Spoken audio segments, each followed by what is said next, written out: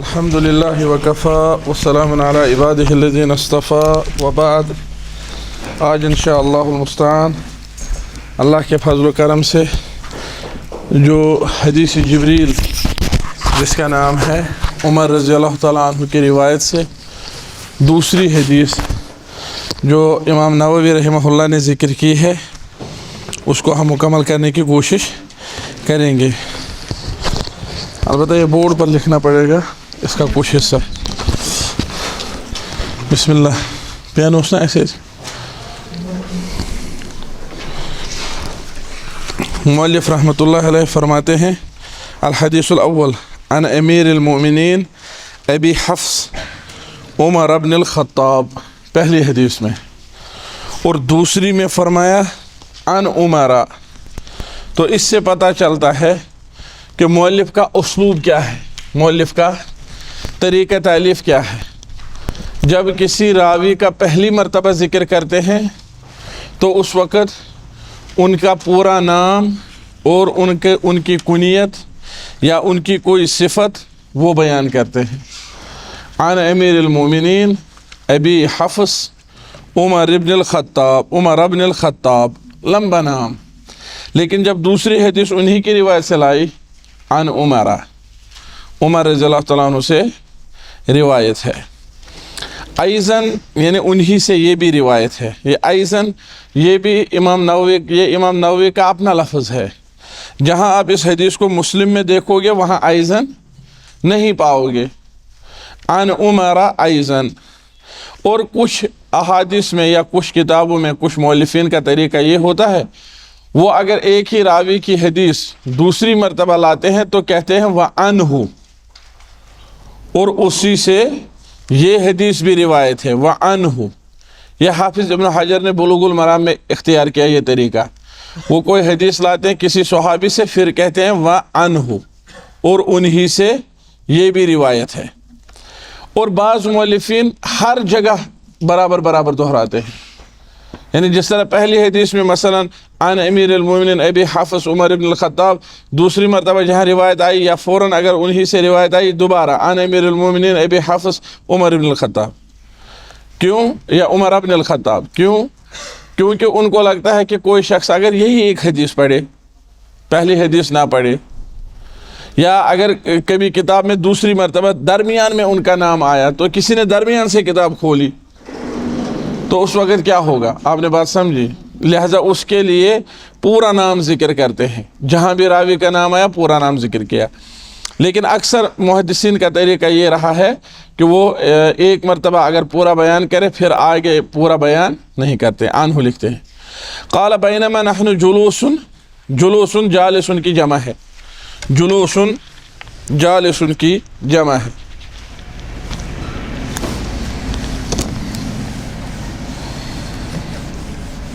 Permanent pain سے لکھا ہے.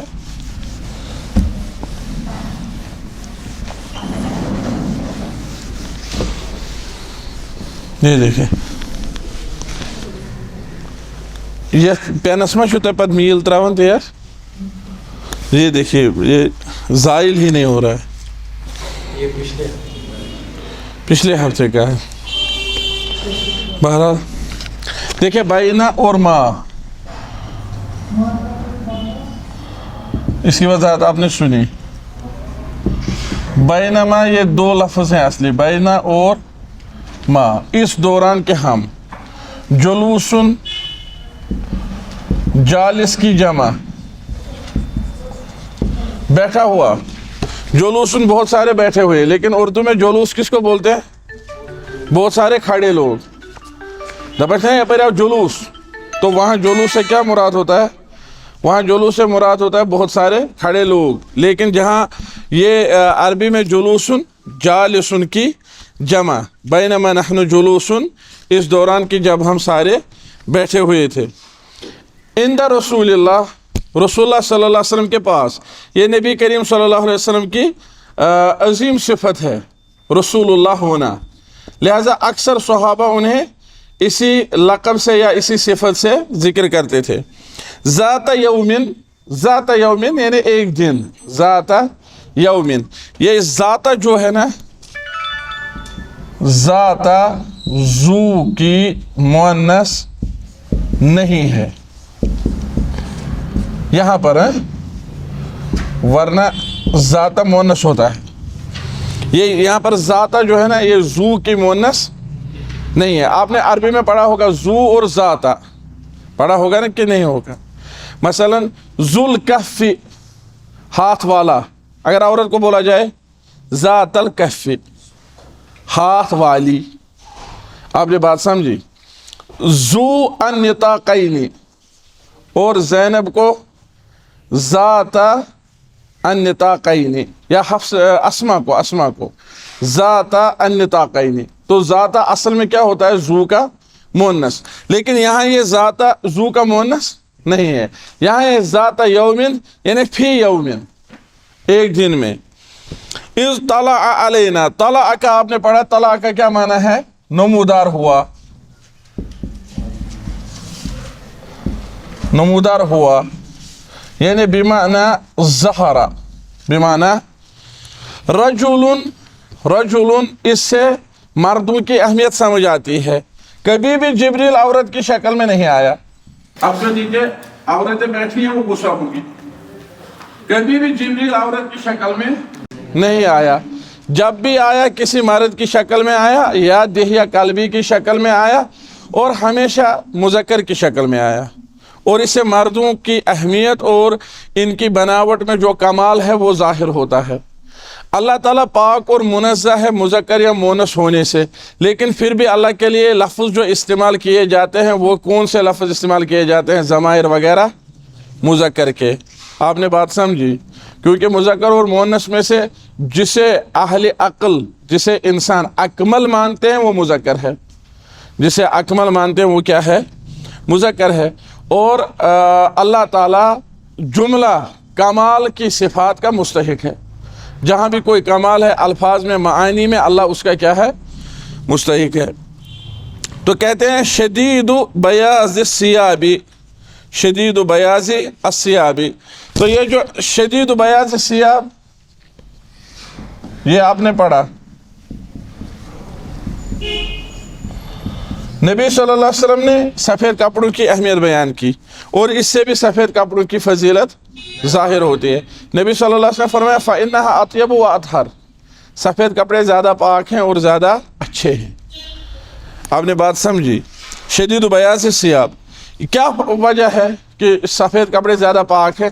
اگر ان پر کہیں کوئی میل کچے لگتی ہے یا کوئی نجس چیز یا ایسی کوئی چیز تو فوراً نظر آتی ہے، اور فوراً انسان اس کو دھوتا ہے، زائل کرتا ہے، برخلاف دوسرے رنگوں کے. شدید سواد الشعر، ان کے سر کے بال بہت کیا تھے؟ کالے تھے. شدید سواد الشعر. اہل علم نے اخذ کیا ہے ان دو لفظوں سے. اس سے پتہ چلتا ہے کہ انسان کو چاہیے کہ وہ اپنے کپڑوں کا اہتمام کرے، لیکن اتنا بھی نہیں کہ پھر اس میں اسراف ہو. انسان کو چاہیے کہ وہ سر کے بال کا اہتمام کرے، خیال کرے، تیل لگائے، کنگا لگائے.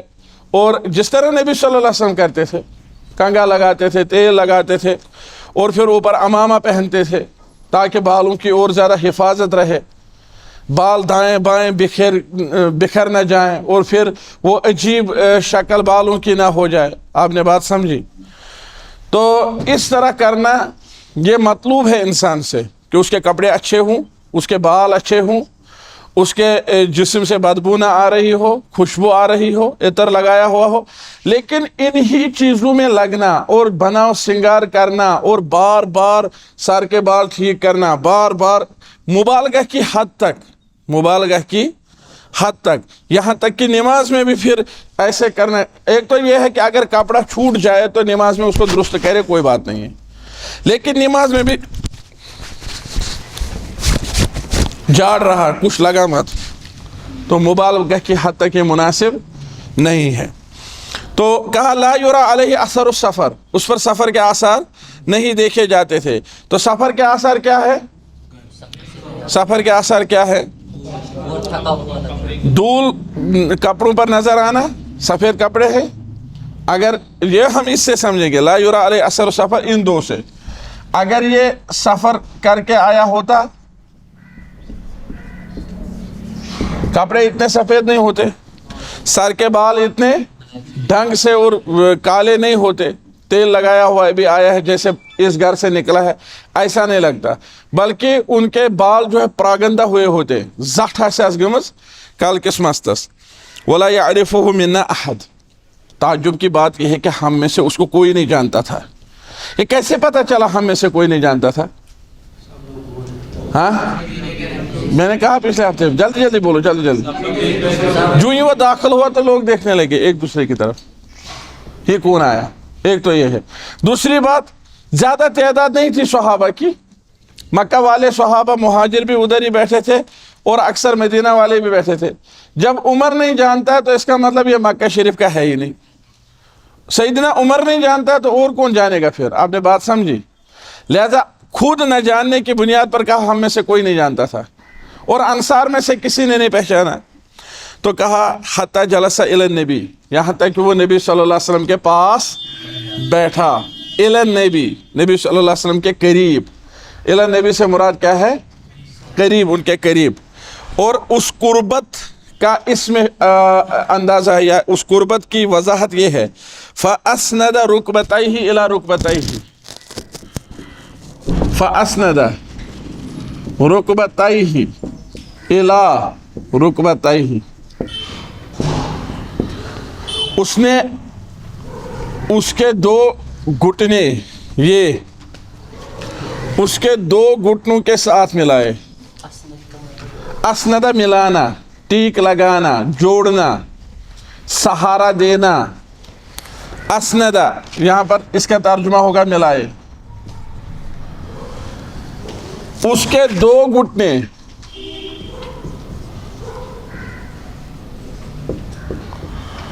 اس کے دو گھٹنے. اب یہاں سے کون مراد ہے اور یہاں سے کون مراد ہے؟ ان دو گھٹنوں سے اس ضمیر سے کیا مراد ہے, اس ضمیر سے کون مراد ہے؟ پہلی سے جبریل علیہ السلام کہتے ہیں پہلی سے جبریل مراد ہیں, اور دوسری سے ہاں نبی صلی اللہ علیہ وسلم. تو معنی یہ ہوا فَأَسْنَدَ جِبْرِيلُ رُكْبَتَيْهِ إِلَى رُكْبَتَيْ النبی صلی اللہ علیہ وسلم. جبریل نے اپنے دو گھٹنے نبی صلی اللہ علیہ وسلم کے دو گھٹنوں کے ساتھ ملائے. واضح ہوا؟ چلیے. وَوَضَعَ يَدَيْهِ عَلَى فَخِذَيْهِ. وَوَضَعَ يَدَيْهِ, يَدَيْهِ اب دوبارہ یہ ضمیر آ گئی.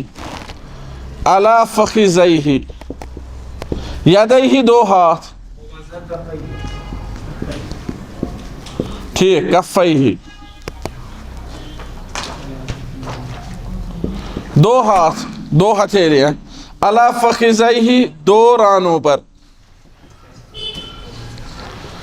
اب یہاں سے دو ہاتھ کس کے مراد ہیں اور دو فخذیہ دو رانے کن کی مراد ہیں؟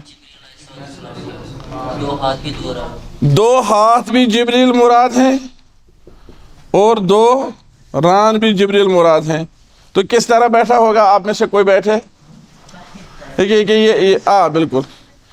اسند رکبتیہ الی رکبتیہ, نبی صلی اللہ اپنے دو گھٹنے نبی صلی اللہ علیہ وسلم کے گھٹنوں کے ساتھ ملائے اور اپنے دو ہاتھ اپنی دو رانوں پر رکھے. یہ طالب علم کی حیات ہے. یہ کس کی حیات ہے؟ طالب علم کی, کہ جب وہ استاد کے سامنے بیٹھے نہایت ادب و احترام سے بیٹھے. لیکن اس میں ایک قول یہ بھی ہے کہ اس میں جبریل کے ہاتھ مراد ہیں اور اس میں نبی صلی اللہ علیہ وسلم کی رانے مراد ہیں, کہ اس نے جب گھٹنوں سے گھٹنے ملائے تو اپنے دو ہاتھ ان کی دو رانوں پر رکھے. تو آپ سمجھ لیجئے بالکل عجیب طریقے سے پھر بیٹھا. اس طریقے میں کہیں گے طالب علم کی طرح بیٹھا, لیکن اس طریقے سے کیا کہیں گے؟ عجیب طریقے سے بیٹھا. تو کہتے ہیں جن علماء نے یہ کہا, انہوں نے کہا یہ اس طرح اس لیے بیٹھا تاکہ دیکھنے والے سارے سمجھیں گے کہ یہ کوئی دور کا بدو ہے, اس کو یہ بھی نہیں پتا کہ بیٹھا کیسے جاتا ہے. اور یہ جبریل امین نے ایسا کیا تاکہ اس لیے کیا تاکہ کوئی اس کو سمجھنے کی کوشش نہ کرے, کوئی اس کو پہچان نہ پائے. اپنے آپ کو کمال درجے تک چھپانے کے لیے یہ سب اس نے کیا. یہ ایک احتمال ہے, یہ ایک قول ہے. البتہ ظاہر لگتا ہے کہ یہ صورت ہوئی ہوگی۔ اپنے ہاتھ اپنے گھٹنوں پر رکھے طالب علم کی طرح بیٹھا، لیکن اہل علم نے کہا نہیں، ایسا نہیں بیٹھا۔ پھر تو سب کو پتہ چلتا ہے کہ یہ کہیں اس سے پہلے بھی طالب علم کی طرح بیٹھا ہے، یہ با ادب ہے، یہ جانتا ہے کچھ، اس نے کہیں استاد کے سامنے پڑھا ہے، پھر تو یہ سب سمجھتے۔ کہا لیکن انہوں نے کوئی ایسی بات نہیں سمجھی، بلکہ وہ اس طرح بیٹھا تاکہ لوگوں کو گمان بھی نہ ہو کہ وہ کس طرح بیٹھا ہے اور وہ طالب علم ہے یا کچھ ہے۔ لیکن یہ جو ہے نا تاکہ اس کا معاملہ پوشیدہ رہے، یہ ان چیزوں سے بھی پوشیدہ تھا کہ وہ اچانک داخل ہوا، کپڑے سفید تھے، بال سیاہ تھے، سفر کا اثر نہیں دیکھا جاتا تھا، ہم میں سے کوئی اس کو نہیں جانتا تھا۔ اس سے بھی تو یہ چیز ثابت ہوتی ہے کہ اس کو کوئی نہیں پہچان پایا۔ اب اس کی کیا ضرورت تھی؟ تو جن اہل علم نے کہا اس کی ضرورت نہیں تھی، انہوں نے کہا اپنے گھٹنوں پر ہاتھ رکھے۔ جنہوں نے کہا نہیں ضرورت تھی اور زیادہ چھپانے کی، انہوں نے کہا نبی صلی اللہ علیہ وسلم کے گھٹنوں پر ہاتھ رکھے۔ اب اس کے بعد کیا کیا؟ وقال، اور کہا، یا محمد، اے محمد۔ اصل تو یہ ہے کہ نبی صلی اللہ علیہ وسلم کو اپنے نام مبارک سے نہ پکارا جائے۔ ادب یہ ہے کہ ان کو یا رسول اللہ کہا جائے، یا نبی اللہ کہا جائے۔ لیکن اس نے کیوں کہا یا محمد؟ کہا تاکہ لوگ یہ سمجھیں کہ اس کو نبی صلی اللہ علیہ وسلم کو پکارنے کے آداب بھی پتہ نہیں ہے، یہ بے خبر ہے، یہ کوئی دور کا ہے۔ آپ نے بات سمجھی؟ وَلَا تَجْعَلُوا دُعَاءَ الرَّسُولِ كَدُعَاءِ بَعْضِكُمْ بَعْضًا، جس طرح آپ ایک دوسرے کو پکارتے ہو نام لے کر کے، اس طرح رسول کو مت پکارو، کیونکہ نبی کریم صلی اللہ علیہ وسلم کا ادب، احترام اور ان کا اعلیٰ مقام، ان کی عالی شان اس چیز کا تقاضا کرتی ہے کہ ان کا نام مبارک لیے بغیر ان کے کسی عظیم صفت سے ان کو پکارا جائے، یا رسول اللہ، یا نبی اللہ، یا حبیب اللہ، یا خلیل اللہ، اس قسم کے الفاظ۔ اور اکثر صحابہ رسول اللہ لفظ استعمال کرتے تھے، جیسے اس حدیث کے شروع میں ہے وَنَحْنُ جُلُوسٌ عِنْدَ رسول اللہ، ہم بیٹھے تھے رسول اللہ صلی اللہ علیہ وسلم کے پاس۔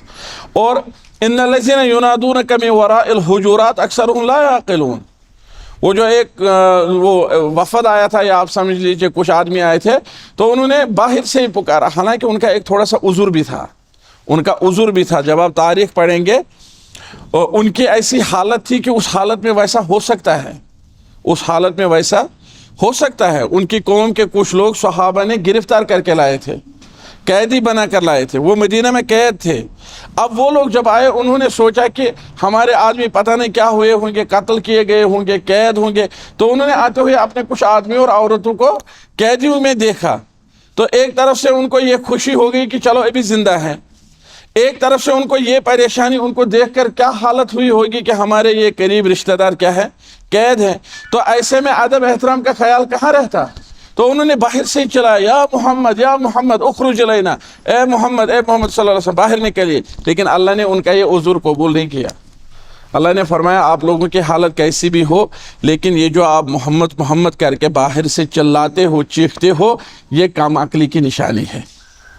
اور نبی صلی اللہ علیہ وسلم کے سامنے اللہ نے ایسی آیتیں نازل کر لی ان پر کہ جن سے آپ سمجھے کہ اللہ نے ان کی طرف سے عذر بیان کیا کہ یہ جو لوگ آپ کو اس طرح سے پکار رہے تھے، ان میں سے اکثر ایسے ہیں جن کو عقل نہیں ہے، اکثرہم لا یعقلون، کیونکہ یہ جو ان کو ظاہری مصیبت پہنچی ہے، نبی صلی اللہ علیہ وسلم کے ساتھ بے ادبی کرنا، عدم احترامی کرنا، اس سے بڑی مصیبت ہے، اس سے بڑی مصیبت ہے۔ اگر کسی انسان کو مال و جان کو نقصان پہنچے، مال و جان کی مصیبت پہنچے، اس سے زیادہ بڑھ کر ہے کہ اگر وہ نبی صلی اللہ علیہ وسلم کے ساتھ بے ادبی کرے، وہ زیادہ بڑی مصیبت ہے، مال و جان سے زیادہ بڑی مصیبت ہے۔ آپ لوگوں نے بات سمجھی؟ تو کہا یا محمد اخبرنی عن الاسلام، مجھے اسلام کے بارے میں بولیے، اخبرنی عن الاسلام، اسلام کیا ہے؟ اور آپ کو پتہ ہے اسلام دین ہے، اسلام کیا ہے؟ ان الدین عند اللہ الاسلام، اسلام یہ میں ادھر سے لکھتا ہوں، اسلام دین ہے، اور اس دین کے 3 مراتب ہیں۔ دین کے کتنے؟ 3 مراتب ہیں۔ پہلا مرتبہ اسلام، پھر دوسرا اور تیسرا۔ تو اس نے دین کے 3 مراتب کے بارے میں سوال پوچھا ہے۔ اخبرنی عن الاسلام، مجھے بتائیے اسلام کسے کہتے ہیں؟ تو نبی صلی اللہ علیہ وسلم نے فرمایا الاسلام، فقال رسول اللہ صلی اللہ علیہ وسلم الاسلام ان تشہد ان لا الہ الا اللہ وان محمد رسول اللہ، اسلام یہ ہے کہ آپ گواہی دیں اللہ کے سوا کوئی حقیقی معبود نہیں ہے اور محمد صلی اللہ علیہ وسلم اللہ کے رسول ہے۔ تو یہ طریقہ رہا ہے رسول اللہ صلی اللہ علیہ وسلم کا، اسلاف کا، اور یہی ہے متقدمین علماء کا، کہ جب وہ کسی چیز کی، کسی عبادت وغیرہ کی تعریف بیان کرتے ہیں تو اس کے ارکان ذکر کرنے سے تعریف کرتے ہیں۔ اس کے کس سے تعریف کرتے ہیں؟ نبی صلی اللہ علیہ وسلم نے یہ نہیں فرمایا الاسلام لغتاً کذا و کذا و اصطلاحاً کذا و کذا، اسلام لغتاً یہ ہے، اصطلاحاً یہ، لغتاً اصطلاحاً متاخرین نے ایجاد کیا ہے۔ جب بعد میں بہت سارے لوگ اسلام میں داخل ہو گئے، انہیں سمجھانا پڑا کہ لغت میں اس کا معنی کیا ہے، اصطلاح میں اس کا معنی کیا ہے، تب یہ تعریفیں آئی۔ ورنہ انہوں نے پوچھا اسلام کس کو بولتے ہیں، تو نبی صلی اللہ علیہ وسلم نے اسلام کے ارکان بیان کیے، ان تشہد ان لا الہ الا اللہ وان محمدا رسول اللہ۔ تو یہ ہے تعریف الشیء بارکانہ، کسی چیز کی تعریف کرنا کس سے؟ ارکان سے۔ تعریف الشیء بما یشتمل علیہ، کسی چیز کی تعریف کرنا اس سے جس پر وہ مشتمل ہے۔ تو یہاں یہ لغتاً اور اصطلاحاً تعریف جبریل نہیں پوچھ رہا تھا، ان کو کیا کرنا تھا، لغتاً کس کو بولتے ہیں، اصطلاحاً وہ لغت کا ہی زمانہ تھا۔ آپ نے بات سمجھی؟ فرمایا ان تشہد ان لا الہ الا اللہ، اور شہادتین کو مقدم کیا کیونکہ اسی سے انسان اسلام میں داخل ہوتا ہے۔ پھر فرمایا وتقیم الصلاۃ، یہ کہ آپ نماز پڑھیں، انہی کو مخاطب کیا، اور یہ جواب دینے کا بہتر طریقہ ہے۔ ان کو مخاطب کیا، لیکن یہ سب کے لیے ہے جو بھی اسلام میں داخل ہونا چاہے۔ لیکن ان کو کیوں مخاطب کیا؟ آپ یہ کریں، آپ یہ کریں، آپ یہ کریں، کیونکہ وہ پوچھ رہا ہے اور یہ اسے یاد رکھنے کے لیے زیادہ آسان ہے اور اپنی ذمہ داری سمجھنے کے لیے زیادہ آسان ہے۔ وہ سمجھے گا کہ وہ نبی صلی اللہ علیہ وسلم مجھے کہہ رہے تھے۔ تقیم الصلاۃ، پھر شہادتین کے بعد اعمال سکھائے، دوسرے اعمال۔ اور یہ جو شہادتین ہے اس میں ضروری ہے کہ زبان سے کہیں، حتی یقولو، ایک حدیث میں آیا ہے مجھے حکم دیا گیا ہے لوگوں کے ساتھ تب تک میں یہ مقابلہ کرتا رہوں، حتی یقولو، یہاں تک کہ وہ نہ کہیں ان لا الہ الا اللہ۔ تو زبان سے کہنا ضروری ہے۔ قولو آمنا باللہ وما انزل الینا، کہو ہم نے اللہ پر ایمان لائے، قولو کا حکم ہے پہلے، قولو کہو۔ تو اگر کوئی کہے مجھے ایمان دل میں ہے، کہنے کی ضرورت نہیں ہے، تو یہ ابو طالب ہے۔ ابو طالب نے کہا، اس کو دل میں تھا ایمان، وہ نبی صلی اللہ علیہ وسلم کو سچا مانتا تھا، عمر بھر ساتھ دیا، لیکن اس کو نبی صلی اللہ علیہ وسلم نے کتنا زیادہ اصرار کیا، زار پار کرہس، ایک مرتبہ زبان سے کہو، نہیں کہا۔ اور اگر کوئی زبان سے کہے دل میں نہ ہو تو عبداللہ بن ابی ہے، جو زبان سے تو مانتا ہے لیکن دل میں، اس میں ضروری ہے زبان سے کہنا، دل میں تصدیق ہونا اور عمل سے ثابت کرنا، عمل سے کیا کرنا؟ ثابت کرنا۔ اور کہا کہ یہ کہ آپ نماز قائم کریں، تو تقیم الصلاۃ، اور اس سے مراد ہے دن رات کی 5 نمازیں۔ وتؤتی الزکوٰۃ، آپ زکوٰۃ دیں، اس سے مراد ہے فرض زکوٰۃ۔ اس سے کیا مراد ہے؟ فرض زکوٰۃ، جو سال میں ایک مرتبہ ہوتا ہے۔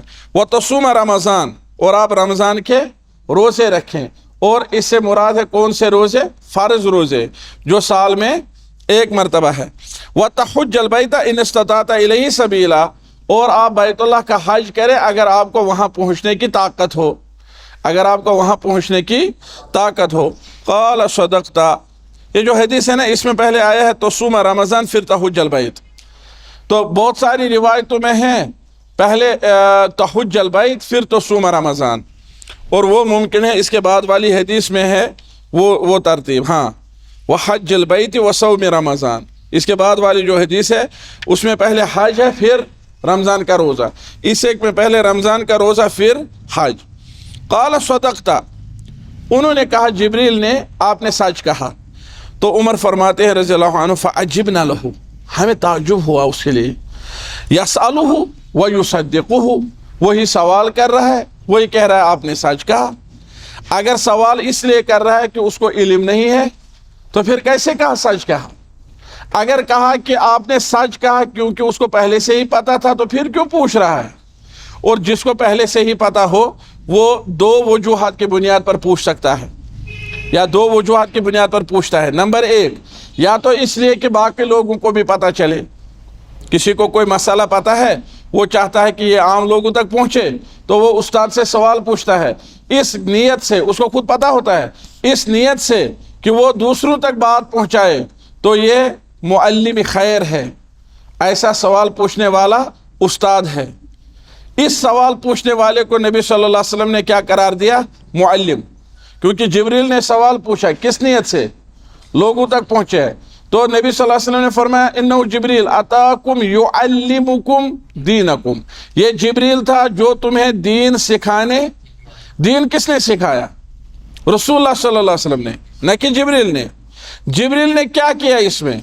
صرف سوال پوچھا، لیکن چونکہ وہ سبب بنا، اور الوسائل لہا احکام المقاصد، یہ فقہ میں معروف قاعدہ ہے کہ وسائل کا حکم وہی ہے جو مقاصد کا حکم ہے۔ چونکہ انہوں نے سوال پوچھا اور وہی ذریعہ بنا، باعث بنا جواب کا، دین سکھانے کا۔ دین تو نبی صلی اللہ علیہ وسلم نے سکھایا، لیکن انہوں نے یہ منسوب کیا سوال پوچھنے والے کی طرف، تو اس میں سوال پوچھنے کی فضیلت ظاہر ہوتی ہے اس شخص کے لیے جس کا مقصد یہ ہو کہ وہ تو یا اپنی کم علمی دور کرے، خود سمجھنے کے لیے پوچھے، یا لوگوں کے سمجھنے کے لیے پوچھے۔ اور اگر کسی کو پہلے سے ہی معلوم ہو، پھر وہ اس لیے پوچھے تاکہ استاد کو سب کے سامنے عاجز کرے۔ کوئی مسئلہ اس نے دیکھا ہو، پڑھا ہو، خوب اس کو رٹا ہو اچھی طرح سے، پھر جب آیا کلاس میں تو استاد آپ کیا بولتے ہیں فلاں چیز کے بارے میں؟ اب ضروری بات نہیں کہ استاد ہر چیز پر نظر رکھے، یا ہر چیز پر اس کی نظر ہو، یا ہر ایک مسئلہ اس کو اسی وقت زبانی یاد ہو، تو استاد کہے گا واللہ عالم بالصواب، تو وہ بعد میں کہے گا لوگوں سے کہ اس کو کیا پتہ ہے، ایک معمولی سا مسئلہ، آسان سی بات، اس کو یہ معلوم نہیں ہے۔ تو اس طرح سے ایسا طالب علم کوشش کرتا ہے، یا ایسے لوگ کوشش کرتے ہیں تاکہ مشائخ کو، اساتذہ کو طالب علموں کی نظروں میں کم تر دکھائیں، تو اللہ تعالیٰ رحم فرمائے، یہ کبیرہ گناہوں میں سے ایک ہے۔ اور یہ ان لوگوں میں سے ہے جو لوگوں کو دین سیکھنے سے روکتے ہیں، جو لوگوں کو دین سیکھنے سے روکتے ہیں۔ تو کہا فَأَخْبِرْنِي عَنِ الْإِيمَانِ، اب دوسرا سوال، دین کا دوسرا مرتبہ، مجھے بتائیے ایمان کیا ہے؟ دین کے کتنے مراتب ہیں؟ 3 مراتب۔ پہلا مرتبہ اسلام، اور اسلام کے اس جواب میں کیا آئے؟ 5 ارکان۔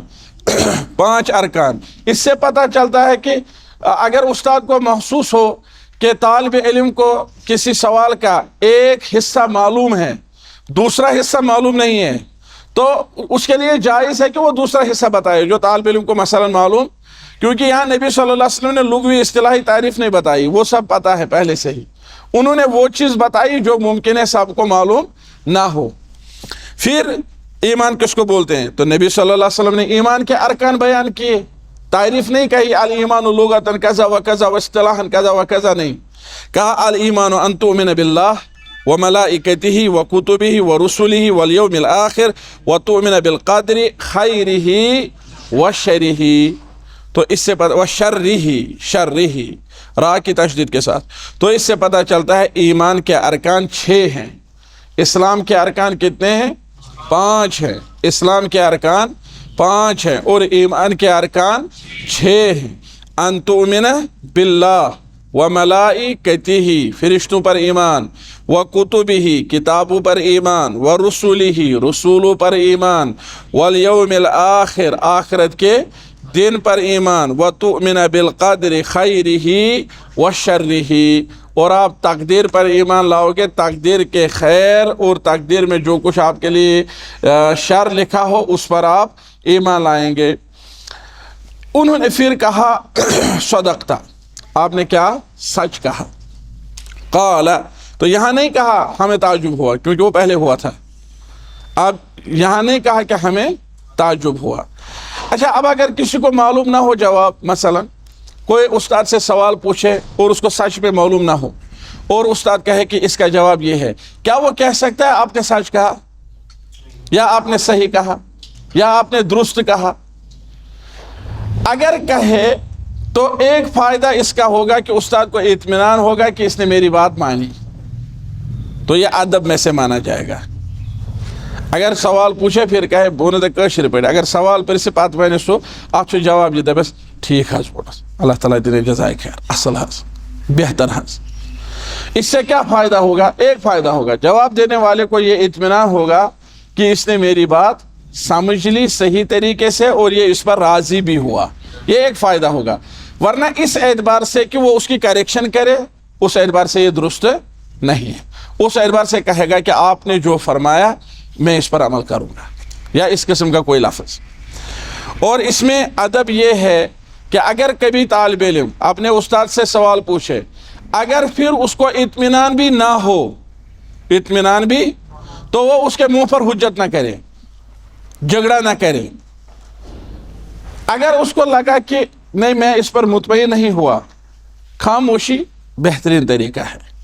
خاموشی. اگر وہ کسی اور سے جواب پوچھنا چاہتا ہو، کسی اور سے پوچھے، تو اس ایک نے تھوڑی اس کی زبان کنٹرول میں رکھی ہے کہ آپ کسی سے نہیں پوچھنا، کسی اور سے پوچھے. لیکن اس کو کیوں ناراض کرے؟ آپ نے بات سمجھی؟ اب آپ ابھی پوچھیں گے کہ اس کے ناراض ہونے سے کیا نقصان ہوگا، پوچھ سکتے ہیں نا، وہ میں بتاؤں گا. اگر وہ اس کے جواب سے مطمئن نہیں ہوا، اسے چاہیے کہ وہ باہر جا کر کسی اور سے پوچھے. آپ نے بات سمجھی؟ کسی، لیکن اس کو بھی ناراض نہ کرے. یا اگر کسی اور نے اس کو پہلے ہی جواب دیا ہے، اب اس نے دوسرے سے پوچھا تھا، اب وہ پہلے ہی والے جواب پر مطمئن ہے، تو اس کو چاہیے کہ وہ اسی پر عمل کرے. لیکن اس کے ساتھ کیوں جھگڑا کرے گا؟ اب اس کے ساتھ جھگڑا کرنے اور اسے کو ناراض کرنے کا کیا نقصان ہے؟ یا اگر دوسرے کے جواب سے مطمئن ہوا، پھر پہلے کو فون کرے، نہیں جی آپ نے ایسا جواب دیا تھا، فلاں نے کہا وہ جواب صحیح نہیں ہے، اب میں اسی کے اس جواب پر مطمئن ہوں کیونکہ آپ کے جواب پر میں مطمئن نہیں ہوا. ایسا ادب نہیں ہے. اس سے کیا نقصان ہوگا؟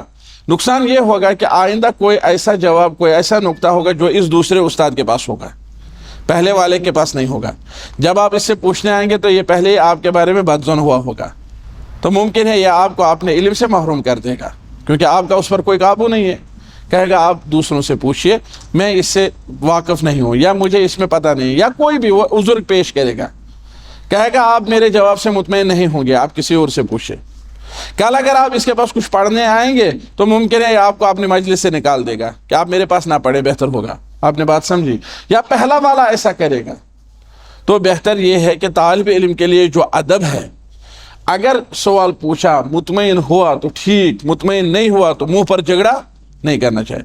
اور اس کی ایک بدترین شکل یہ ہے کہ اگر آپ کسی سے سوال پوچھتے ہیں، پھر وہ کہے کہ اس کا جواب یہ ہے، تو آپ کہیں گے نہیں جی فلاں تو ایسا کہتے ہیں. بھائی اگر آپ کو پہلے ہی فلاں کا پتہ ہے تو اس پر آپ نے عمل کیوں نہیں کیا؟ اب آپ لڑا رہے ہیں دو آدمیوں کو. آپ نے بات سمجھی؟ اب آپ لڑا رہے ہیں کتنے لوگوں کو؟ دو لوگوں کو. یا آپ کہیں گے کہ آپ کے استاد فلاں ہیں، انہوں نے ایسا کہا. اگر پہلے ہی ان کے اس قول پر آپ کو نظر تھی، اس پر عمل کرنا تھا. تو جتنے لوگوں سے آپ پوچھیں گے اتنے آپ پریشان ہو جائیں گے، کیونکہ ہر ایک کا علم ایک جیسا نہیں ہے. آپ نے کسی ایک سے پوچھا، دلائل پر آپ مطمئن ہوئے، اس پر عمل کیا، والحمدللہ، معاملہ مکمل. لیکن اگر آپ کسی سے پوچھ رہے ہیں، ان سے پہلے آپ نے کسی سے پوچھا ہے، ایک تو یہ غلطی ہے. اب اگر کسی سے پوچھا، انہوں نے کوئی جواب دیا، تو آپ ان کو آپس میں نہ ٹکرائیں. اب یہ کہے گا کہ میں نے جو جواب دیا وہی صحیح ہے، آپ جائیں گے پہلے والے کے پاس، اس نے کہا میں نے جو جواب دیا وہی صحیح ہے. تو اس طرح سے آپس میں نفرتیں اور کدورتیں جنم لیتی ہیں. بہت سارے لوگوں کو ہم نے دیکھا جنہوں نے سوال پوچھا، پھر کہا یہ سوال ہم نے فلاں سے فلاں سے فلاں سے 3-4 لوگوں سے پوچھا ہے. اور اسی سے بعض لوگ کہتے ہیں کہ علماء کو آپس میں اتفاق نہیں ہے. بعض لوگ پھر الگ الگ چیزیں بتاتے ہیں. تو اصلاً یہ اس طرح کے پوچھنے کا طریقہ ہی کیا ہے؟ غلط ہے. یہ طریقہ صحیح نہیں ہے. اور اب اگر کسی سے پوچھا ہے تو آپس میں نہ لڑائیں، آپ کو جن کی دلیل صحیح لگے ان پر عمل کریں. اور بہت سارے مسائل وللہ الحمد ایسے ہیں جن پر اتفاق ہے. یہ کہیں کہیں ہوتا ہے جہاں کوئی اختلاف ہو.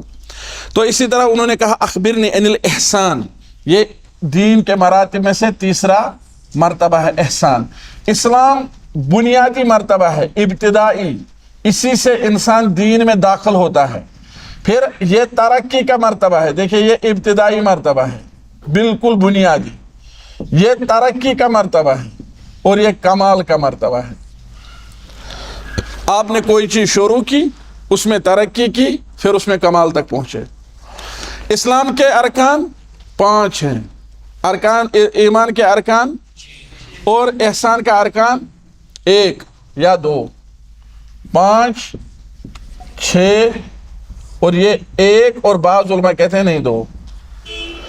شروع ہوا کم تعداد سے، درمیان میں آیا تو بہت زیادہ تعداد، دریا کی طرح شروع ہوا، اس طرح بیچ میں اچھال، آخر پر پھر نیچے۔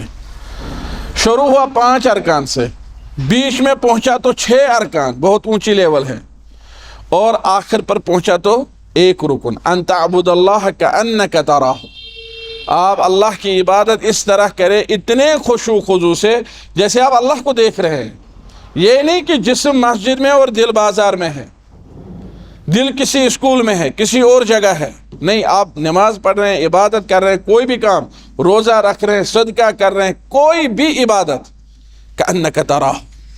یہ صرف نماز ہی نہیں ہے، میں نے بہت سارے لوگوں کو سنا ہے وہ کہہ رہے ہیں نماز پڑھو اس طرح جیسے اللہ کو دیکھ رہے ہو، نہیں ہے، ان تعبد اللہ، جو بھی عبادت ہو، ہر ایک عبادت میں آپ اللہ کی مراقبت، اللہ کو جیسے آپ دیکھ رہے ہیں، اتنی پختہ مراقبت کی جیسے آپ اللہ کو دیکھ رہے ہیں۔ فَإِن لَمْ تَكُنْ تَرَاهُ فَإِنَّهُ يَرَاكَ، اگر اتنا بڑا مرتبہ نہیں ہے تو کم از کم یہ دھیان رکھو کہ جب بھی آپ کوئی عبادت کرو گے تو اللہ آپ کو دیکھ رہا ہے کسی بھی کام میں۔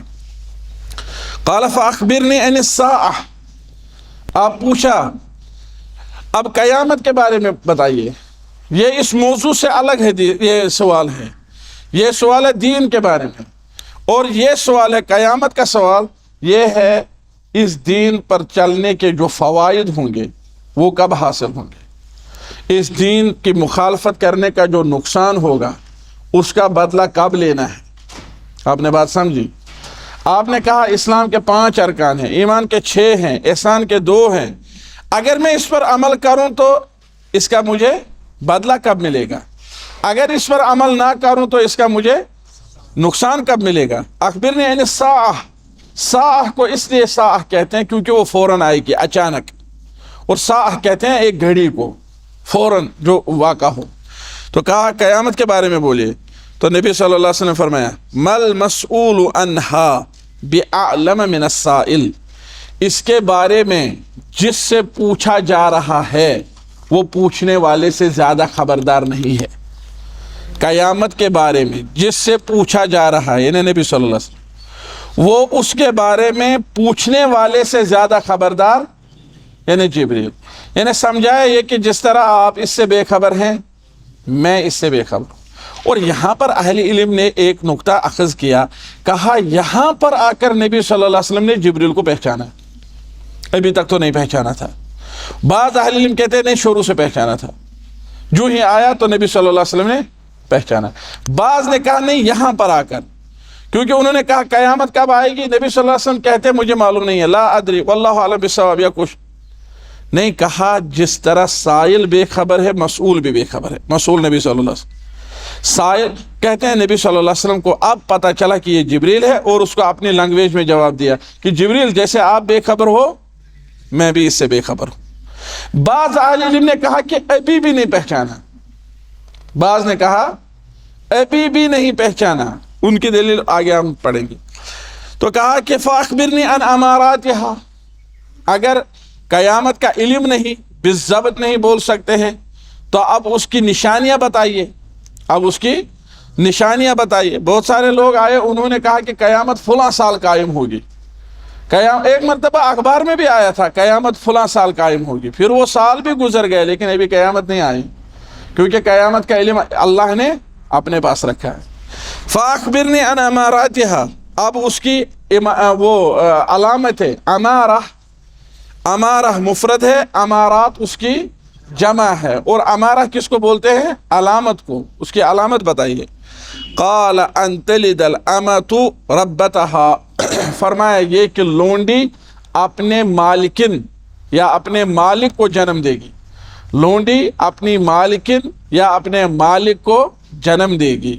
تو اس میں اہل علم کے 2 قول ہیں، ایک یہ ہے کہ غلام بہت زیادہ ہوں گے، غلام بہت زیادہ ہوں گے، مسلمان غزوہ کریں گے اور اس میں فتح حاصل ہوگی ان کو، اور غیر مسلموں کو قیدی بنائیں گے، اس طرح سے غلام اور لونڈیاں ان کی کثرت ہوگی، پھر کوئی مسلمان کوئی آزاد مرد لونڈی عورت سے جو ہے تعلق قائم کرے گا، اور وہاں جو بچے پیدا ہوں گے، ماں تو ان کی لونڈی ہوگی لیکن جو بچے پیدا ہوں گے باپ کے آزاد ہونے کی وجہ سے وہ بچے آزاد ہوں گے، تو باپ ان کا اس لونڈی کا مالک ہے، تو وہ بیٹے اس ماں کے کیا ہیں؟ مالک ہیں، اس کے آقا ہیں۔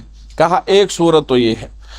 دوسرے علماء کہتے ہیں کہ نہیں، اصل میں دنیا کا بگاڑ بیان کرنا مقصود ہے، دنیا میں بگاڑ پیدا ہوا ہوگا، فساد برپا ہوا ہوگا، اور ماں سے جو بچہ پیدا ہوگا، اصول تو یہ ہے کہ ماں ہی آقا ہو، ماں کی ہی بات چلے، ماں کا ہی حکم مانا جائے، لیکن اس نظام میں فساد برپا ہوگا، یہ پیمانے جو ہے برقرار نہیں رہیں گے، الٹ جائیں گے، اور اس دور میں ماں ہی اپنے بیٹے سے یا بیٹی سے ڈرتی ہوگی، بیٹا یا بیٹی ہی اس کا آقا بن کر رہے گا، اسی کا حکم نافذ ہوگا، ماں تو بس کانپتی اور سہمتی رہے گی، ماں کہے، جو بیٹا کہے گا وہی ماں مانے گی، حالانکہ ایسا ہونا چاہتا جو ماں کہے بیٹا یا بیٹی وہی مانے، لیکن جو بیٹی کہے گی ماں ماننے پر مجبور ہوگی، اگر ماں نہ مانے تو بیٹا مارے گا، بیٹا اصل یہ ہونا چاہتا کہ اگر بیٹا نہ مانے تو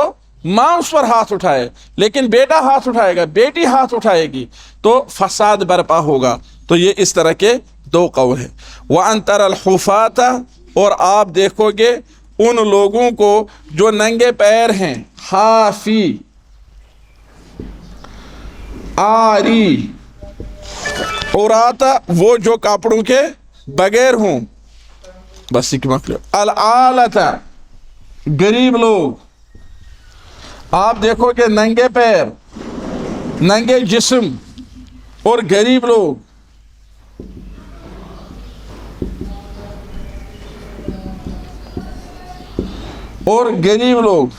اعلی، مسکین، فقیر، ان کو دیکھو گے۔ رعاء الشاہ، جو بکریاں چراتے تھے، یتطاولون فی البنیان، وہ اونچی اونچی بلڈنگیں بنائیں گے۔ آپ دیکھیں اس میں کیا ہے، نبی صلی اللہ علیہ وسلم کے الفاظ میں کیا حکمت ہے اور کیا بلاغت ہے۔ یہ نہیں فرمایا کہ وہ کشادہ بلڈنگیں بنائیں گے۔ اور آج کل دنیا میں دیکھیے کہ جو اس قسم کے لوگ ہیں، جو کل تک بکریاں چراتے تھے، جو ننگے پیر تھے، جو ننگے سر تھے، جن کے جسم پر کپڑے نہیں تھے، آج وہ ٹاور بنا رہے ہیں، سب سے اونچی بلڈنگیں، سب سے اونچی بلڈنگیں۔ تو کہا کہ یتطاولون فی البنیان، اور واقعی یہ جو علامتیں ہیں یہ آج دیکھی جا رہی ہیں۔ ماؤں پر کن کا حکم چلتا ہے؟ بیٹوں اور بیٹیوں کا۔ 7ویں میں بچہ ہے، 6ٹی میں بچہ ہے، وہ ماں کو ڈرا رہا ہے۔ بیٹی ہے چھوٹی سی، وہ ماں پر حکم چلا رہی ہے، ماں پوچھ ہی نہیں سکتی ہے بیٹا کہاں تھے، بیٹی کہاں تھے۔ آپ نے بات سمجھی؟ تو اسی طرح دنیا میں یہ مثال بھی پیش آئی، یہ علامت بھی پوری ہو گئی کہ جو غریب لوگ تھے، ننگے پاؤں، ننگے جسم، ننگے سر، انہوں نے کیا کیا؟ انہوں نے لمبی لمبی عمارتیں بنائیں۔ ثم انطلق، پھر وہ آدمی چلا گیا۔ فلبثنا ملیا، ہم تھوڑی دیر رکے۔ ایک روایت میں ہے 3 دن کے بعد مجھے نبی صلی اللہ علیہ وسلم سے ملاقات ہوئی، لیکن یہاں پر اس میں ہے ہم تھوڑے سے رکے۔ ثم قال یا عمر، پھر فرمایا اے عمر، اتدری من السائل، کیا آپ جانتے ہو یہ پوچھنے والا کون تھا؟ ایک روایت میں جب وہ آدمی چلا گیا، نبی صلی اللہ علیہ وسلم نے فرمایا علی بالرجل، ذرا اس آدمی کو واپس بلاؤ۔ تو عمر رضی اللہ تعالیٰ عنہ نکلے، انہوں نے کہیں نہیں دیکھا، مدینہ خالی تھا، اتنی زیادہ گنجان آبادی نہیں تھی، مکان پر مکان ایسا نہیں تھا، تو یہاں سے دور دور تک نظر جا رہی تھی، کہیں نہیں تھا، یہاں سے دور دور تک کہیں۔ اتنی جلدی میں یہ کہاں پہنچ گیا، کس سواری پر تھا؟ آیا واپس سے اللہ کے رسول، وہاں تو کوئی نہیں ہے صلی اللہ علیہ وسلم۔ تو فرمایا اتدری من السائل، کیا آپ جانتے ہو پوچھنے والا کون تھا؟ قال اللہ ورسولہ اعلم، کہا اللہ اور اس کا رسول بہتر جانتا ہے۔ رسول اللہ صلی اللہ علیہ وسلم کی زندگی میں ایسا جائز تھا کہ کہا جائے کہ اللہ اور اس کا رسول جانے، لیکن نبی صلی اللہ علیہ وسلم کے اس دنیا سے رخصت ہونے کے بعد اہل علم کا طریقہ رہا ہے، وہ مسائل بیان کرنے کے بعد کہتے ہیں اللہ اعلم، اللہ بہتر جانتا ہے۔ کیا کہتے ہیں؟ اللہ اعلم۔ اور یہی ادب ہے کہ اگر انسان کو کبھی کوئی چیز پتہ بھی ہو، پھر بھی کہے اللہ عالم، اور یہ اگر مسئلہ بیان کرے پھر بھی کہے اللہ عالم بالصواب۔ قال انہ جبریل اتاکم یعلمکم دینکم، یہ جبریل تھا، یہ تمہارے پاس تمہارا دین سکھلانے آیا تھا۔ دین کنہوں نے سکھایا؟ نبی صلی اللہ علیہ وسلم نے۔ جبریل کا کنٹریبیوشن اس میں کیا ہے، کردار کیا ہے، کتنا حصہ ہے؟ انہوں نے سوال پوچھا تو پتہ چلا نیک نیتی سے سوال پوچھنا استاد کا مرتبہ انسان کو دلاتا ہے۔ تو جو طالب علم کلاس میں بیٹھتے ہیں کچھ بھی نہیں پوچھتے ہیں، ان کو لگتا ہے ہم عبادت کر رہے ہیں خاموشی سے۔ خاموش رہنا عبادت نہیں ہے۔ جو طالب علم نیک نیتی سے کلاس میں جتنا زیادہ پوچھے اتنا اچھا ہے، اتنا کیا ہے، اچھا ہے۔ ہاں، تو اللہ تعالیٰ آپ لوگوں کو سلامت رکھے۔ اس وقت چونکہ آنے میں تھوڑی سی دیر ہوئی تھی، لہذا اصرار کر رہے ہیں کہ دوسرے استاد انتظار میں ہیں۔ آج آپ نہ پوچھیں، یہ اگلے درس پر چھوڑتے ہیں۔ السلام علیکم۔